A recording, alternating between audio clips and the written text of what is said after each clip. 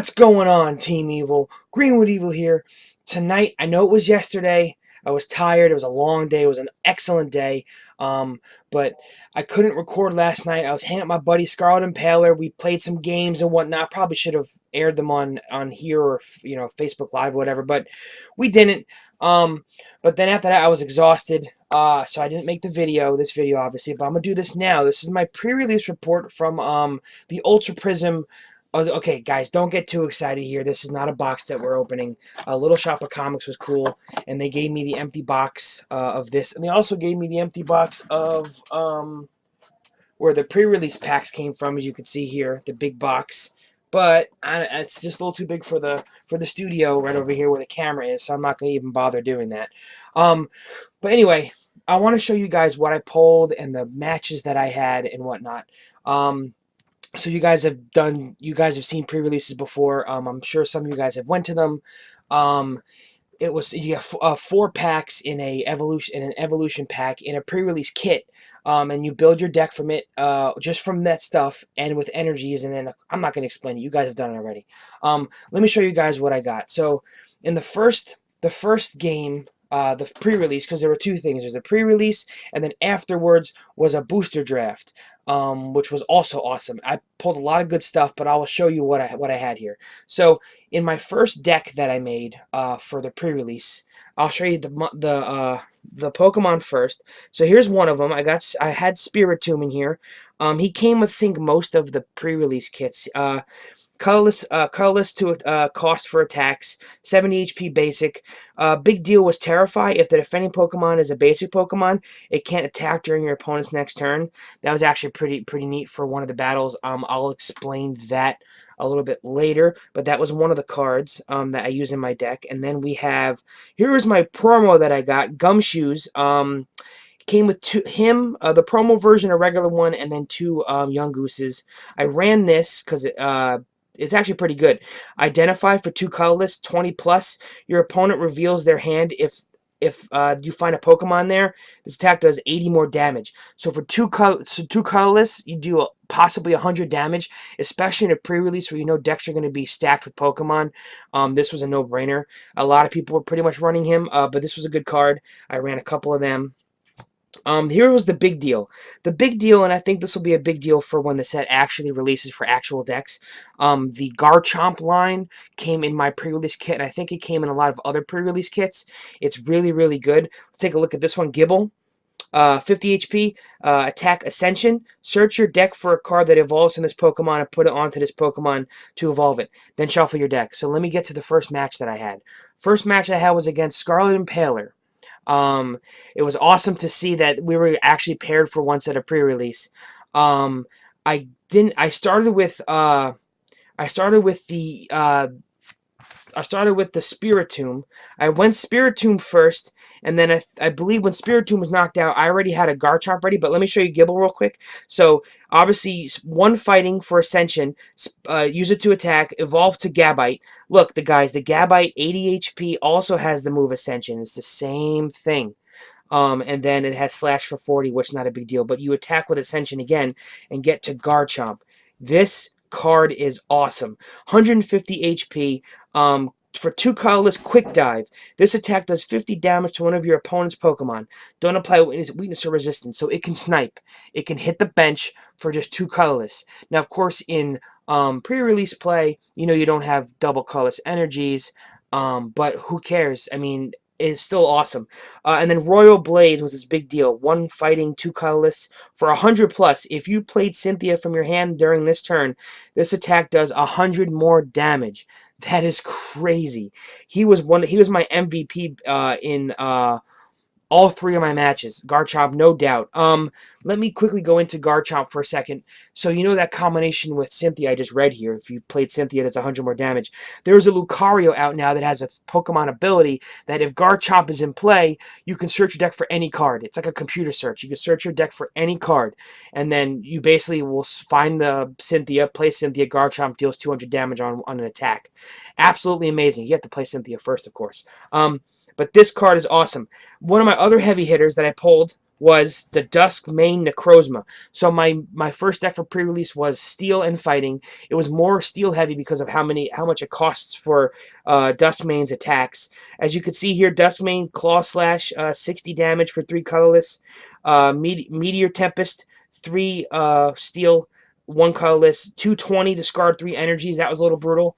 There was a card called Mount Coronet, which is I didn't get any in my packs, which is surprising. But in my other matches in the draft, Dan, what's up, bro? He, if you're watching, I don't know. He had Mount Coronet, and I'll explain what that does later. But Duskmane Necrozma was Beast, Sun's Eclipse, GX, 3 Steel, 250. You can only use this attack if you have more prize cards remaining than your opponent. So obviously, if you're losing the game, you can smack for 250 and probably take a prize card or two. Another card I pulled in the pre-release section was Cyrus Prism. I know this is mistyped, but we're not going to even discuss that right now. There was a mistranslation with this card. But this is a Prism card, guys. As you know, if you don't know, you're only allowed to have one of each kind of Prism card in your deck. So this Cyrus Prism, that's it. You only can have one in your deck. And when it's discarded in any way, when it's played, or if it's discarded by card effect or whatever, it doesn't matter. It goes into your lost zone. Giratina brought that to us in the Diamond and Pearl era, and it's coming back. Just for these for now. We'll see if there's more that'll happen. But it's called the Prism Star rule. You only can have one of each of these in your deck, each type. So I can have one Cyrus Star, and I can have another. I got as many Prism Stars as I want, but I have to be one of each one. So you only can have one of each. But this card is cool. So you can't play you can play this card if you don't have any water or steel Pokemon in play. Your opponent chooses 2 benched Pokemon and then shuffles the others and all cards attached to them into their deck. So you can kind of mess up their bench plays, which is really cool. Right back into the deck, which was crazy. I'll show you some of the other trainers I ran. I ran Great Ball. Here's a new card, Escape Board. The retreat cost of the Pokemon this card is attached to is 1 colorless less, and it can retreat even if it's asleep or paralyzed. So if it falls asleep, you lose the coin flip, you still can retreat it with the skateboard, which is pretty sick. This is a cool card. Then we have, our, of course, Nest Ball. Looker, draw 3 cards at the bottom of your deck. He was out in Diamond and Pearl era. He's back. And then the big deal now, Cynthia. Not a holo, which is awesome. It's just a regular uncommon, and then of course a full art. But shuffle your hand into your deck and draw 6 cards. It's a one-sided end without the counting prize cards. You play Cynthia, you shuffle your hand into your deck, you draw 6 cards, no questions asked. But these are the main heavy hitters in my deck for the pre-release. Garchomp took 2 prize cards for me in the first game against Scarlet Impaler, and then Duskmane. I don't know if I even used Duskmane. I don't recall. Duskmane, I believe, did come out and at least do something. Probably Meteor Tempest. For 1 to take the last prize card. Round 2, he really couldn't. The opponent really couldn't get set up, and I set up Garchomp too quickly, and I was quick diving his Magnezone, new Magnezone that came out. Pokemon ability, as often as you'd like. I think during your turn, you can attach a steel energy from your hand to this Pokemon. I think it's as many as you have in your hand, which is pretty cool. So that works at Mount Coronet as well. Mount Coronet is take 2 metal energies from your discard pile and put them into your hand. I think there's another energy type with it. It's not just steel. I could be mistaken, but there's something else there. I don't remember what it was, but it was only being played for steel. Could be totally wrong. Could just be steel. But there you go. So that's the Garchomp was the big deal in the second round, and then I finished off the second round with Duskmane Necrozma again. I did Meteor Tempest to finish it off to get the win. And then third game, I lost. I went 2-1 in the pre-release. I was 100. I needed another Garchomp. I had a Gabite out and then drew my card. He had 1 prize left. I had 2 prizes left. I needed to draw the Garchomp, but it was actually prized. So that's how I pretty much lost round 3. So I went 2-1. So not terrible.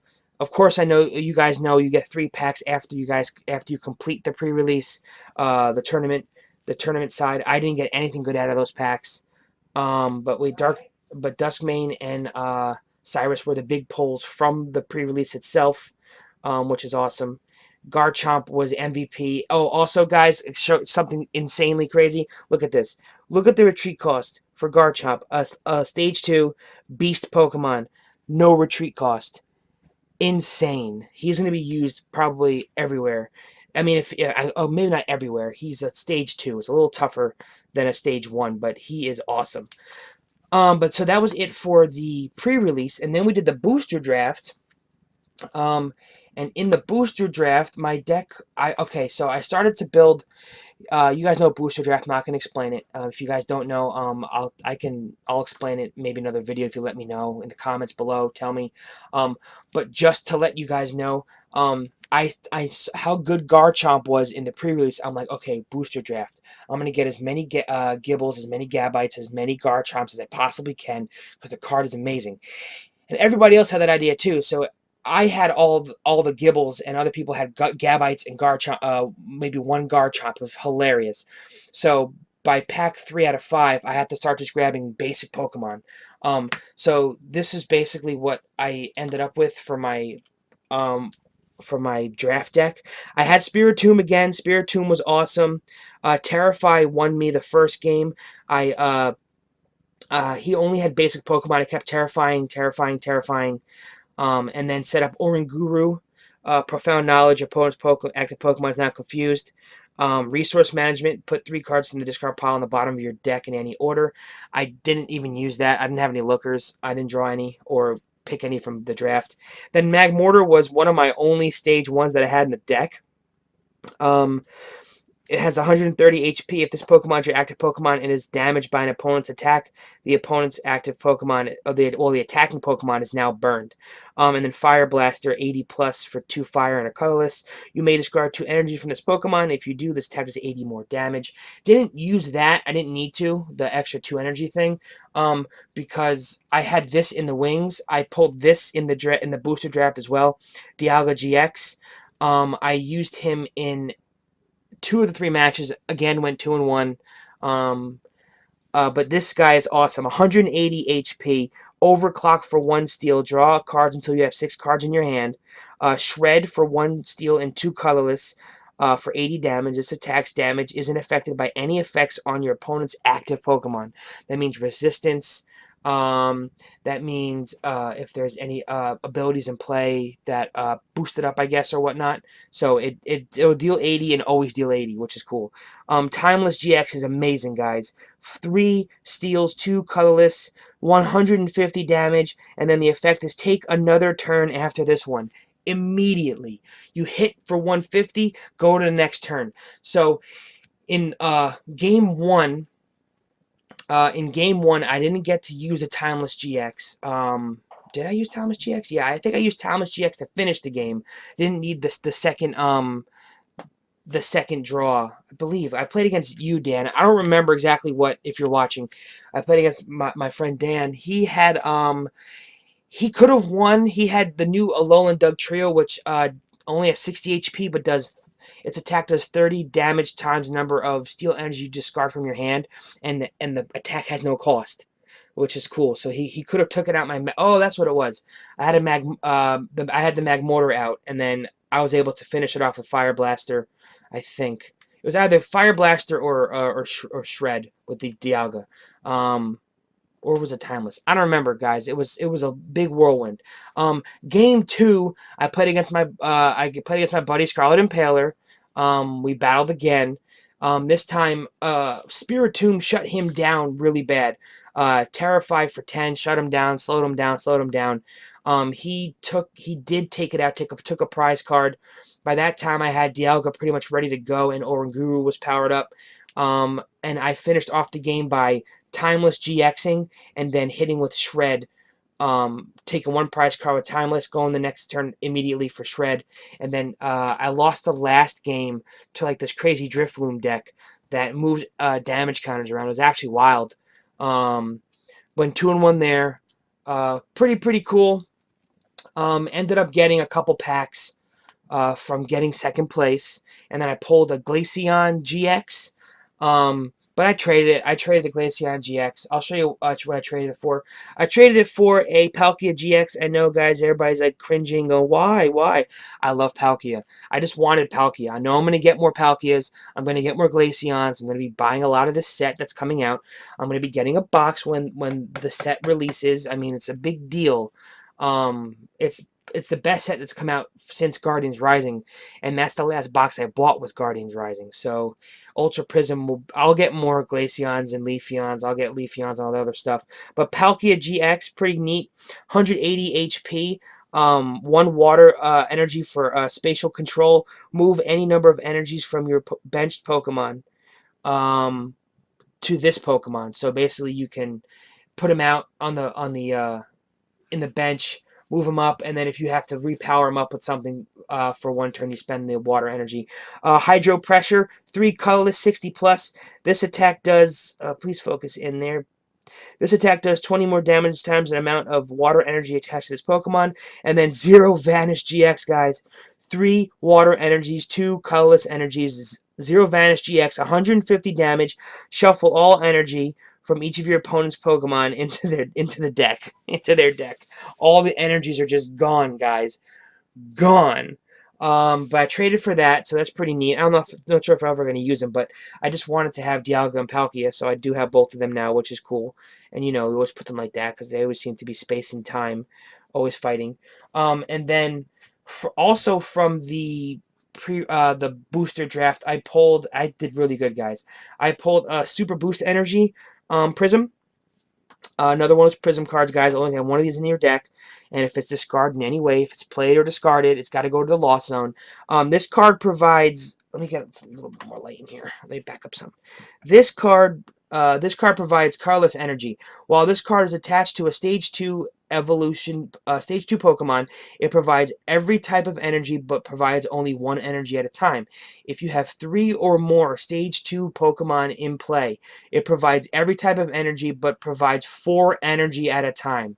This thing, if you ran it in like a Decidueye deck or something that runs a lot of Stage 2s, you have the potential to have a lot of energy very quickly. Which is really, really neat. Maybe maybe like a combination with Decidueye and Leafeon with Grand Bloom. Evolve all your bench Pokemon. You go through your deck to get them too, and then have a bunch of Stage 2s and then play Super Boost Energy. It's a pretty cool card. I'm not sure how much it's going to end up being worth. I don't know how much these Prisms are going to end up being worth because it seems like you can find quite a bit of them in each box.